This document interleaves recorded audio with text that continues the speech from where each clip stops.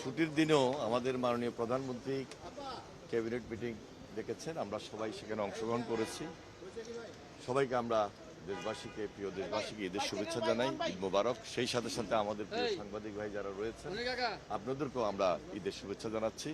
ইনশাল্লাহ সবাই সুন্দরভাবে ঈদ শেষ করে আমরা আসব এবং জনগণের কাতারে থেকেই ঈদটা যেন সুন্দরভাবে করতে পারি। সবার আন্তরিকতা এবং সহযোগিতা বিশেষভাবে প্রয়োজন।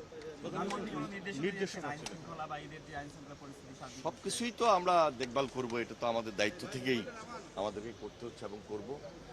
সর্বদা আমরা এই ঈদ উপলক্ষে জনস্বার্থে, জনগণের প্রয়োজনে সবসময় কথা বলেছি, পাশে থেকেছি। এখন তো আরো দায়িত্ব নিয়েই পাশে থাকবো ইনশাআল্লাহ। উত্তরায় একটা মবের মতো ঘটনা ঘটলো, মানে একজন বাকিটা আমাদের অর্থমন্ত্রী সাহেব আসবেন, উনি বলবেন। ধন্যবাদ।